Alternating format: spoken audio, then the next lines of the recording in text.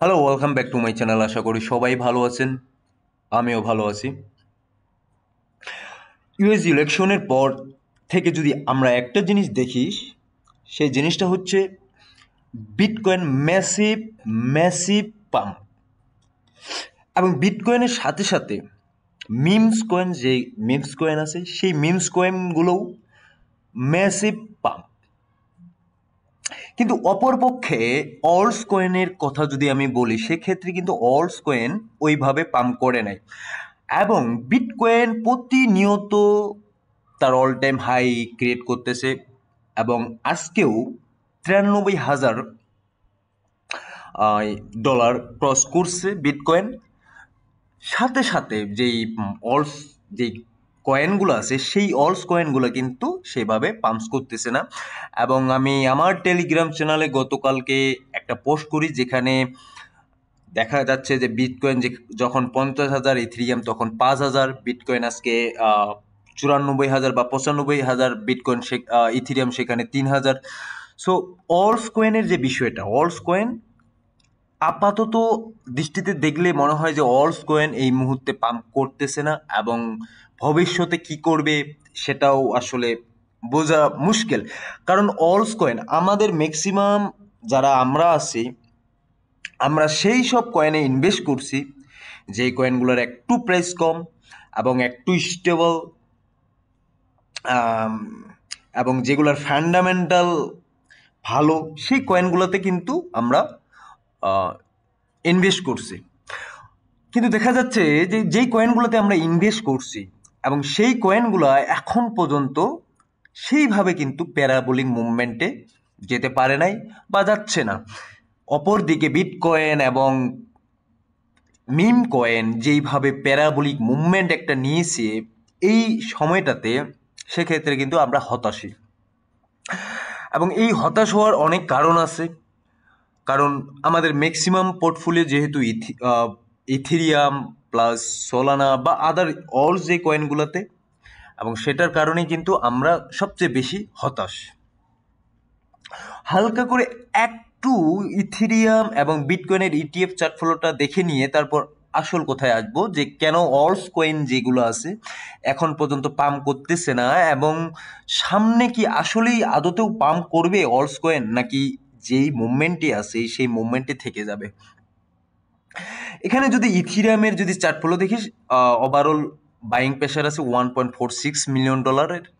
এবং যদি বিটকয়েনের সেক্ষেত্রে দেখি, এখানে 500 বিলিয়নের 510 মিলিয়নের বাইং একটা প্রেশার আছে। সো এতটুকুতেই আমি শেষ করে দিচ্ছি, এটা বেশি দূর নিয়ে যাব না, একটু চলে আসবো এই জায়গাটাতে।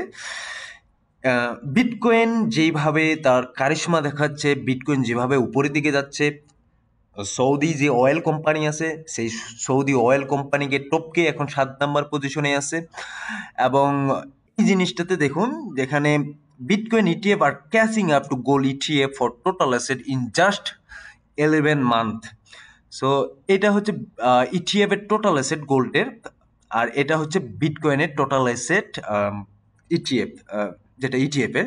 সো কিন্তু ওভারঅল যদি বলা যায় যে এতদিন ধরে গোল্ডের যে ইটিএফটা আসতেছিল, আজকে এই মুহূর্ত পর্যন্ত এটা total market cap 126 billion dollar.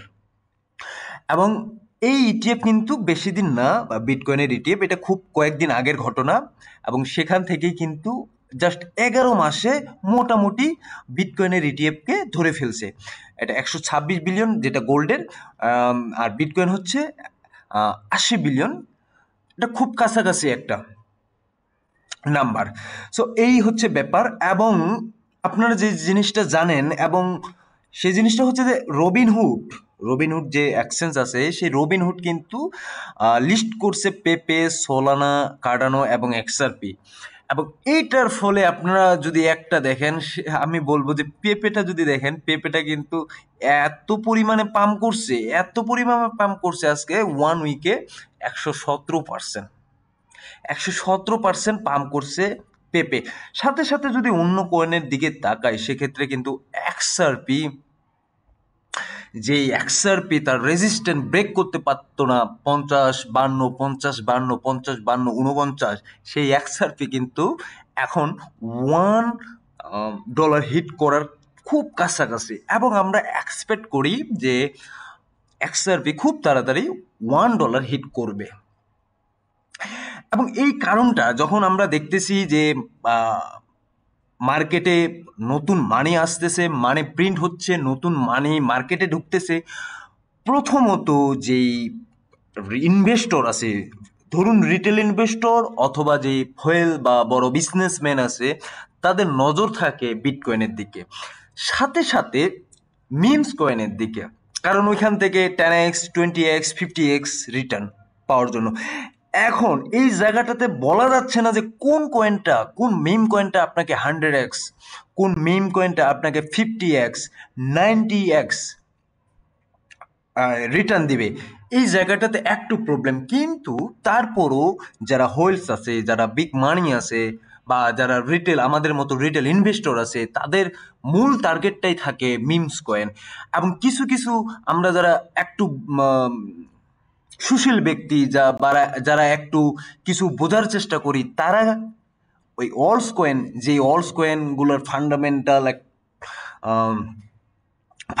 একটা বেস আছে, যে কয়েনগুলা একটা ইকোসিস্টেমের মধ্যে আছে, সেই কয়েনগুলোতে আমরা ইনভেস্ট করার চেষ্টা করি। এখন দেখুন, যখন বিটকয়েন পাম্প করতেছে তখন মিমস কয়েন পাম্প করতেছে, কিন্তু অলস যে কয়েনগুলো আছে সেই অলস কয়েন কিন্তু তার মতোই থাকে। এখন এই জায়গাটাতে বিটকয়েনের ডোমিনেন্স বাড়তেছে, এবং বিটকয়েনের ডোমিনেন্স বাড়ার সাথে সাথে মিমস যে কয়েন আছে, মিমস কয়েনের ডোমিনেন্স বাড়তেছে। বিটকয়েনের ডোমিনেন্স যতদিন পর্যন্ত কমবে না এই জায়গাটাতে, ততদিন পর্যন্ত আমার মনে হয় না যে অলস কয়েন, যে কয়েনগুলোতে আমরা ইনভেস্ট করে রাখছি, সেই অলস কয়েনগুলা তাদের প্যারাবোলিক একটা মুভমেন্ট দেখাবে। এখন এই জায়গাটাও তো একটু সন্দেহ আছে, যদি কোনো কারণে বিটকয়েনের ডোমিনেন্স কমতেছে বাট মিমস কয়েন শুধুমাত্র পাম্প করতেছে, বা মিমস কয়েন প্যারাবোলিক একটা মুভমেন্ট নিচ্ছে, সেক্ষেত্রে আসলে এই সিচুয়েশনটা একটু আমাদের জন্য অ্যালার্মিং। বাট আমরা হোপ রাখতেই পারি যে বিটকয়েনের ডোমিনেন্স কমার সাথে সাথে, এবং যে মিম কয়েন আছে, মিম কয়েনদের ডোমিনেন্স কমার সাথে সাথে, আমরা যেই ওয়ার্ল্ডস কয়েনগুলোতে অলরেডি 2 বছর, 3 বছর বা 1 বছর ধরে ইনভেস্ট করে আছি, সেই ওয়ার্ল্ডস কয়েনগুলো একটা প্যারাবোলিক মুভমেন্টে যাবে। তো আমরা এই আশা বা এই প্রত্যাশা নিয়েই যেহেতু মার্কেটে আছে, আপনাদের একটাই অনুরোধ, অনেকে চিন্তা করতেছেন এখন আমাদের কি করা উচিত, কারণ আমি যতটুকু জানি, কারণ মানুষের সাইকোলজি এভাবেই কাজ করে, সেটা আসলে বলার অপেক্ষা রাখে না। যখন আমরা দেখি যে এক্সআরপি 33% বা 40% পাম্প করছে, সেই কয়েনগুলো আমরা কেনার চেষ্টা করি।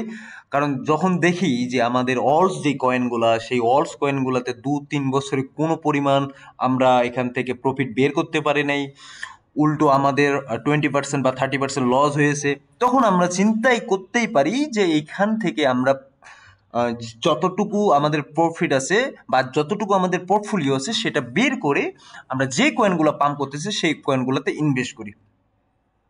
আমি বলি না যে এখান থেকে এই কয়েনগুলো আর পাম্প করবে না, যেগুলো 100% বা 200% পাম্প অলরেডি করছে, কিন্তু করতে পারে, কিন্তু কতটুকু সামনের দিকে পাম্প করবে সেটাও কিন্তু একটু দেখার বিষয়। কারণ এই মার্কেটে যখন 100%, 200% পাম্প করে ফেলে একটা কয়েন, ওই মার্কেট থেকে কয়েনের মানি যেটা থাকে, যে মানি সার্কুলেটিং যে হয়, সেখান থেকে কিন্তু একটু কারেকশন মার্কেট নেয়। তো আমাদের এতটুকু বোঝা উচিত, যখন 100%, 200% একটা কয়েন পাম্প করবে, তখন মার্কেট কারেকশন নিবে, ওইটার জন্য আমাদের ওয়েট করা উচিত। কিন্তু আমরা ওয়েট করি না, আমরা যখন দেখি যে এখানে ডজ কয়েন 100% পাম্প করছে, ওকে ফাইন, আমার যে অলস কয়েন যেটা পড়ে আছে 2 বছর বা 3 বছর ধরে, সেই অলস কয়েন থেকে টাকাটা বের করে আমি ডজ কয়েনে ইনভেস্ট করব।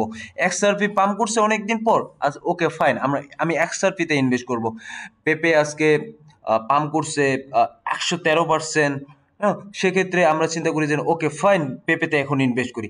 এইভাবে আসলে যত আমরা চিন্তা করব, যত আমরা পোর্টফোলিও আমাদের এখান থেকে ওইখানে ইনভেস্ট করব বা ট্রান্সফার করব, তত কিন্তু আমাদের লস বেশি হবে। তো তো আমি এতটুকু আপনাদের বলবো যে শুধুমাত্র 1 বছর আর 1.5 বছর ধৈর্য ধরুন, সর্বোচ্চ 1 বছর ধৈর্য ধরুন। এই 1 বছরের মধ্যে আপনারা বুঝতে পারবেন যে আপনার যে অলস কয়েন যেগুলো আছে সেই অলস কয়েনগুলো আসলে কোন দিকে যাচ্ছে। আই হোপ আপনারা আমার কথাটা বুঝতে পারছেন। আপনাদেরকে প্যাশন ধরে রাখতে বলতেছি, এবং যারা আমার ভিডিওগুলো দেখতেছেন তারা দয়া করে তাদেরকে এতটুকুই বলবো যে আপনারা যেহেতু 1 বছর বা 2 বছর ধরে প্যাশেন্ট, বা আপনাদের মনের মধ্যে একটা